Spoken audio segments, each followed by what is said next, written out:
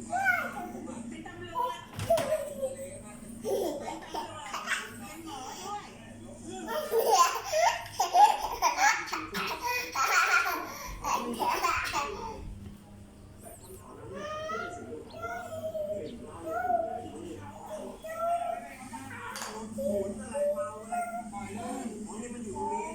โอ้แล้วจริงๆแล้วอ่ะ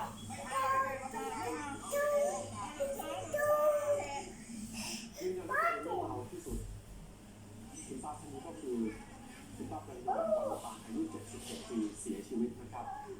คนที่อยู่ในเหตุการณ์ก็คือคนขับรถกระบะคันสีขาวที่เมื่อสักครู่ถูกชนเช่นเดียวกันที่คุณวราศักดิ์อายุ32ปีครับผมขับมาทางตรงก่อนบัดมาสะบัดมาแล้วก็ป้าใช่มอเตอร์ไซค์แล้วก็หมุนตามคลิปอ่ะพี่มีคลิปอยู่หมุนแล้วก็มาชนรถผมหลานสาวที่เสียชีวิตมาถึงจุดเกิดเหตุนะครับบอกว่าก็ให้คุณยายมาเลี้ยงลูกชายที่บ้านอยู่ในหมู่บ้านพฤกษา45นี่แหละก่อนเกิดเหตุเนี่ยลูกชายคุณยายเขาขี่มอเตอร์ไซค์มารับก็พาถึงกลับบ้านตอนนี้ก็คิดว่าไม่มีอะไรสุดท้ายมอเตอร์ไซค์มาประสบอุบัติเหตุ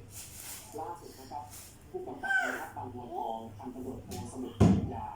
เป็นรักษาการฝ่ายผู้กำกับครับแจ้งว่าวัดแอลกอฮอล์แล้วเกินกว่าที่กฎหมายกำหนดแต่ไม่ได้บอกตัวเลขมาแจ้งไป3ข้อหาครับขับรถประมาทเป็นเหตุให้ผู้อื่นถึงแก่ความตายขับรถทำให้ทรัพย์สินผู้อื่นเสียหายและเมาแล้วครับปัจจุบันนะครับก็จะเรียกดำเนินคดีตามกฎหมายต่อไปแสดงความเสียใจกับครอบครัวผู้ใหญ่ด้วยครับ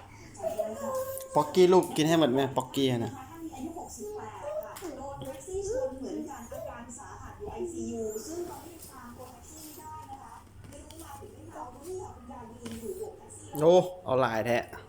ตอนนี้สลบจริงๆเร็วกว่านี้เนี่ยคุณยายยืนโบกแท็กซี่ปรากฏคือแท็กซี่ไปชนมอเตอร์ไซค์ถลายไปชนคุณยายแล้วดูตัวก้มเลือดไปเลยค่ะถ้าไม่ทันทีอ่ะท่านผู้ชมคะคุณยายท่านล้ม